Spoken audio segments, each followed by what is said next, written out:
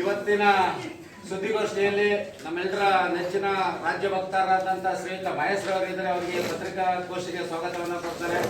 ಹಾಗೆ ನಮ್ಮ ಮಂಡ್ಯದ ಬಿಜೆಪಿ ಹಿರಿಯ ಮುಖಂಡರು, ರಾಷ್ಟ್ರೀಯ ಪರಿಷತ್ ಕಾರ್ಯಕಾರಿಣಿಯ ಸದಸ್ಯರಾದಂತಹ ಶ್ರೀಯುತ ಸಿದ್ದರಾಮಯ್ಯ ಅವರಿದ್ದಾರೆ. ಅವರಿಗೂ ಕೂಡ ಹೃತ್ಪೂರ್ವಕವಾದ ವಂದನೆ ಸ್ವಾಗತವನ್ನು ಕೊಡ್ತಾನೆ. ಹಾಗೆ ಜಿಲ್ಲಾ ಪ್ರಧಾನ ಕಾರ್ಯದರ್ಶಿಗಳಾದಂತಹ ವಿವೇಕರ್ ಅವರಿದ್ದಾರೆ. ಅವ್ರಿಗೂ ಕೂಡ ಸ್ವಾಗತವನ್ನು ಕೊಡ್ತಾನೆ. OBC ಮೋರ್ಚಾದ ಜಿಲ್ಲಾಧ್ಯಕ್ಷರಾದಂತಹ ನರಸಿಂಹಾಚಾರ್ಯ ಅವರಿದ್ದಾರೆ. ಅವ್ರಿಗೂ ಕೂಡ ಸ್ವಾಗತವನ್ನು ಕೋರ್ತಾನೆ. ಹಾಗೆ ಮಂಡಲ ನಗರ ಅಧ್ಯಕ್ಷರಾದಂತಹ ಶ್ರೀಯುತ ವಸಂತ ಅವರಿದ್ದಾರೆ. ಹಾಗೆ ಮಾಧ್ಯಮ ಸಂಚಾಲಕರಾದಂತಹ ನಾಗಾನಂದ ಅವರಿದ್ದಾರೆ. ನಾನು ಮಂಜುನಾಥ್ ಹಾಜರಿದ್ದೀನಿ. ನಿಮ್ಮೆಲ್ಲರಿಗೂ ಕೂಡ ಈ ಸುದ್ದಿಗೋಷ್ಠಿಗೆ ಸ್ವಾಗತವನ್ನು ಕೊಡ್ತಾ ಈ ಸುದ್ದಿಗೋಷ್ಠಿಯಿಂದ ಶ್ರೀಯುತ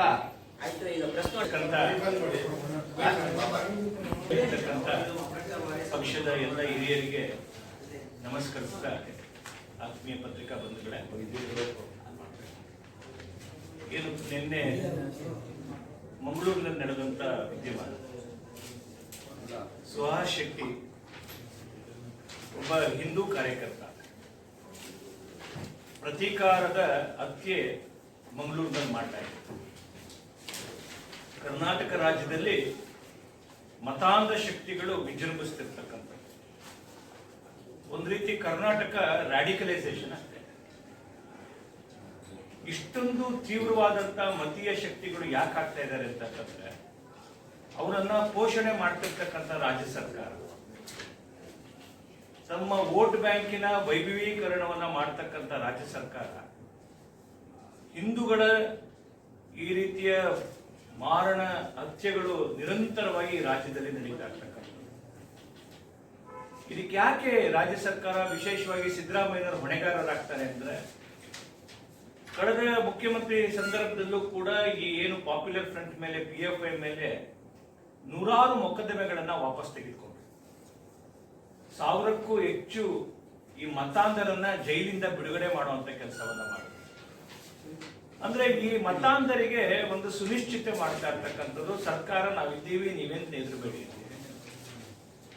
2 ತಿಂಗಳ ಹಿಂದೆ ಫೇಸ್ಬುಕ್ ನಲ್ಲಿ ಪ್ರತೀಕಾರ ಮಾಡ್ತೀವಿ ಅಂತೇಳಿ ಇದನ್ನ ಫೋಟೋ ಹಾಕಿ ಮಾಡದಂತ ಸಂದರ್ಭದಲ್ಲಿ ಇವ್ರದ್ದು ಇಂಟೆಲಿಜೆನ್ಸ್ ಫೈಲ್ಯೂರ್ ಅಲ್ವಾ? ಸರ್ಕಾರದ ಗೃಹ ಮಂತ್ರಿ ನಿಷ್ಕ್ರಿಯರಾಗಿರ್ತಕ್ಕಂಥದ್ದು. ಇವತ್ತು ಕರ್ನಾಟಕ ಒಂದು ರೀತಿ ಈ ಮತಾಂಧರ ಕೈನಲ್ಲಿ, ಮತಾಂಧರ ಉನ್ಮಾದದಿಂದ ಕರ್ನಾಟಕದ ಉದ್ದಗಲಕ್ಕೂ ಅವರು ಈ ತರದ ಪ್ರಯತ್ನಗಳು ಮಾಡ್ತಿರೋದು. ಅದು ಮೈಸೂರಿನ ಮೊನ್ನೆ ನಡೆದಂತ ಗಲಭೆ ಇರ್ಬೋದು, ಉದಯಗಿರಿ ಗಲಭೆ ಇರ್ಬೋದು, ಹಾವೇರಿ ಗಲಭೆ ಇರ್ಬೋದು. ಅಂದ್ರೆ ಕಾಂಗ್ರೆಸ್ಸಿನ ಮನಸ್ಥಿತಿಯೇ ಈ ರ್ಯಾಡಿಕಲೈಸೇಷನ್. ಮೊನ್ನೆ ಕಾಂಗ್ರೆಸ್ ಅವರು ಒಂದು ಅಡ್ವರ್ಟೈಸ್ಮೆಂಟ್ ಕೊಟ್ಟಿದ್ರು, ತಾವು ನೋಡಿದ್ದೀರಿ ನೀವು. ಮೋದಿ ಅವರ ತಲೆ ಇಲ್ದಿರ್ತಕ್ಕಂಥ ಫೋಟೋವನ್ನ ಹಾಕಿ ವಿಡ್ರಾ ಮಾಡಿದ್ರು. ಅದ್ರ ಅರ್ಥ ಏನಂತಂದ್ರೆ ಈ ಸರ್ತನ್ಕೆ ಜುದಾ ಅಂತ ಏನು ಹೇಳ್ತಿದ್ರು, ಕತ್ತನ್ನ ಕತ್ತರಿಸ್ತೀವಿ ಅಂತೇಳಿ, ಈ ಸರ್ತನ್ಕೆ ಜುದಾ ಮನಸ್ಥಿತಿ ಕಾಂಗ್ರೆಸ್ ಅವರು, ISIS ಮನಸ್ಥಿತಿ ಕಾಂಗ್ರೆಸ್. ಯಾಕೆ ಅವರು ಮೋದಿಯ ತಲೆ ಫೋಟೋವನ್ನ ಹಾಕಿದ್ರು? ಆ ನಿಟ್ಟಿನಲ್ಲಿ ಏನು ನಿನ್ನೆ ಮಂಗಳೂರಿನಲ್ಲಿ ನಡೆದಿರ್ತಕ್ಕಂಥ ಏನು ಮಾರಣ ಹೋಮ ಇದೆ, ಅದನ್ನ ಬಿಜೆಪಿ ಬಹಳ ದೊಡ್ಡ ಪ್ರಮಾಣದಲ್ಲಿ ಖಂಡಿಸುತ್ತೆ. ಅದ್ರ ಜೊತೆಗೆ ಭಾರತೀಯ ಜನತಾ ಪಾರ್ಟಿ ಕರ್ನಾಟಕದ ಒಳಗಡೆ ಕಾನೂನು ಸುವ್ಯವಸ್ಥೆಯನ್ನ ಸರಿದಾರಿಗೆ ತರಲಿಲ್ಲ ಅಂತಂದ್ರೆ, ದಯಮಾಡಿ ಸಿದ್ದರಾಮಯ್ಯನವರೇ ತಾವು ಅಧಿಕಾರದಿಂದ ಹೋಗಿ. ತಮ್ಮ ಸರ್ಕಾರ ರಾಜ್ಯಕ್ಕೆ ಶಾಪವಾಗಿದೆ. ಜನ ದುಃಖ ಪಡ್ತಾ ಇದ್ದಾರೆ, ತಮ್ಮನ್ನು ಯಾಕೆ ಆಯ್ಕೆ ಮಾಡಿದ್ರು ಅಂತೇಳಿ. ಇಂಥ ಒಂದು ಮತಾಂಧರನ್ನ ಪೋಷಿಸ್ತಕ್ಕಂಥ ರಾಜ್ಯ ಸರ್ಕಾರಕ್ಕೆ ಧಿಕ್ಕಾರವನ್ನ ಮಾಡ್ತಾ ಇವತ್ತು ಪ್ರಮುಖ ಸುದ್ದಿ ಬಗ್ಗೆ ನಾವು ಬರೋಣ. ದೇಶ ಸ್ವಾತಂತ್ರ್ಯ ಆದ ನಂತರ ಬಹುದೊಡ್ಡದಾದಂತ ಒಂದು ಕ್ರಾಂತಿಕಾರಿ ಐತಿಹಾಸಿಕ ಕಾರ್ಯಕ್ರಮವನ್ನ ನಿನ್ನೆ ಕೇಂದ್ರ ಸರ್ಕಾರ ಪ್ರಕಟ ಮಾಡಿದೆ. ಏನು ಭಾರತದ ಜನಗಣತಿಯ ಜೊತೆ ಜಾತಿ ಜನಗಣತಿಯನ್ನ ಮಾಡಬೇಕು. ಬಹಳ ದೊಡ್ಡದಾದ, ನಮಗೆ ಇತಿಹಾಸದ ಒಂದು ಚೂರು ಹಿಂದೆ ತಿರುಗಿ ನೋಡಿದಾಗ, ಈ ದೇಶದ ಒಳಗಡೆ 1871ನೇ ಇಸ್ವಿಯಿಂದ 1931ನೇ ಇಸ್ವಿ ತನಕ ಜಾತಿ ಗಣತಿ ನಡೀತಿತ್ತು. ನಾವೆಲ್ಲ ಅಭಿಮಾನ ಪಡೋಣ. ಮೈಸೂರಿನ ಮಹಾರಾಜರು 1920ನೇ ಇಸ್ವಿಲಿ ಜಾತಿ ಗಣತಿ ಮಾಡಿಸಿದ್ರು, ಮಿಲ್ಲರ್ಸ್ ಕಮಿಷನ್ ಅಂತೇಳಿ. 1931ನೇ ಇಸ್ವಿ ಬ್ರಿಟಿಷರು ಈ ದೇಶದ ಒಳಗಡೆ ಜಾತಿ ಗಣತಿ ಮಾಡಿದ್ರು. ದೇಶ ಸ್ವಾತಂತ್ರ್ಯ ಆಗುತ್ತೆ. ಸ್ವಾತಂತ್ರ್ಯ ಆದ ನಂತರ ರಿಜಿಸ್ಟರ್ ಆಫ್ ಸೆನ್ಸಸ್ 1947ನೇ ಇಸ್ವಿ ಸೆಪ್ಟೆಂಬರ್ದಲ್ಲಿ ರಿಜಿಸ್ಟರ್ ಆಫ್ ಸೆನ್ಸಸ್ ರಿಜಿಸ್ಟ್ರೇಷನ್ ಆಗುತ್ತೆ. ಏನು ಈ ದೇಶದ ಜಾತಿ ಗಣತಿ ಆಗ್ಬೇಕು, ಆ ಜಾತಿ ಗಣತಿ ಆಗ್ಬೇಕಾದಂತ ಸಂದರ್ಭದಲ್ಲಿ ಡ್ರಾಫ್ಟ್ ಅನ್ನ ರೆಡಿ ಮಾಡ್ತಾರೆ. ಆ ಡ್ರಾಫ್ಟ್ ಅನ್ನ ರೆಡಿ ಮಾಡಿದಾಗ ಎಲ್ಲವೂ ಇರುತ್ತೆ. ಜಾತಿ ಅನ್ನೋದನ್ನ ಯಾರು ಹೊಡೆದಾಕಿದ್ರು ಅನ್ನುವಂಥದ್ದು ಇವತ್ತೂ $1 ಮಿಲಿಯನ್ ಕ್ವಶನ್. ಯಾರು ಆ ಕಾಣದ ಕೈ, ಆ ರಿಜಿಸ್ಟರ್ ಆಫ್ ಸೆನ್ಸಸ್ಸಿನ ಅದಕ್ಕೆ ವೈಟ್ನರ್ ಹಾಕಿದ್ರು. ಅವತ್ತು ನೆಹರುಗೆ ಜಾತಿ ಗಣತಿ ಆಗ್ಬಾರ್ದಾಗಿತ್ತು. 1951 ಮೊದಲನೇದು ಸೆನ್ಸಸ್ ಈ ದೇಶದಲ್ಲಿ.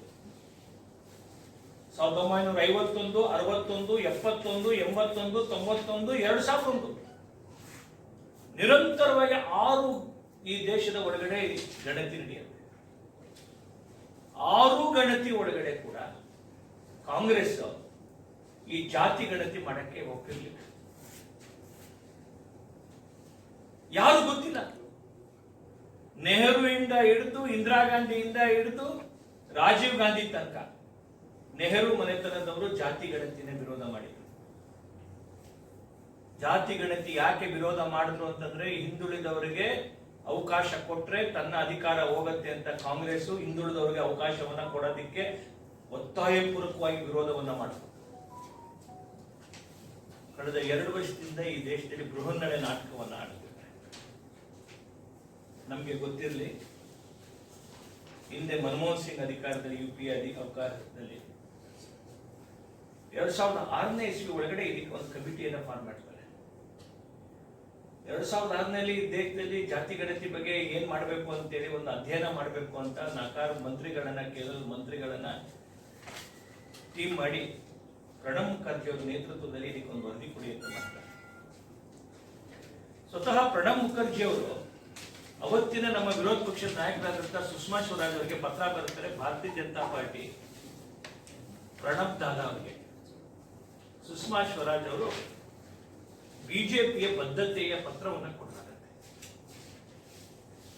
ಏನಂತ, 2006ನೇ ಇಸ್ವಿಯಲ್ಲಿ ತಾವು ಜಾತಿ ಗಣತಿ ಮಾಡಿ ಬಿಜೆಪಿ ನಿಮಗೆ ಸಹಕಾರ ಕೊಡುತ್ತೆ. ಆದ್ರೂ 2006ರಿಂದ ಮಾಡಿಲ್ಲ. ಆದ್ರೆ ಈಗ ನಾವು ಹೇಳಿದ್ವಿ ಅಂತೇಳಿ 2026ನೇ ಇಸ್ವಿ ಭಾರತದ ಇತಿಹಾಸದಲ್ಲಿ ಅತ್ಯಂತ ಬಹಳ ಸುವರ್ಣಮಯವಾದಂತಹ ದಿನ.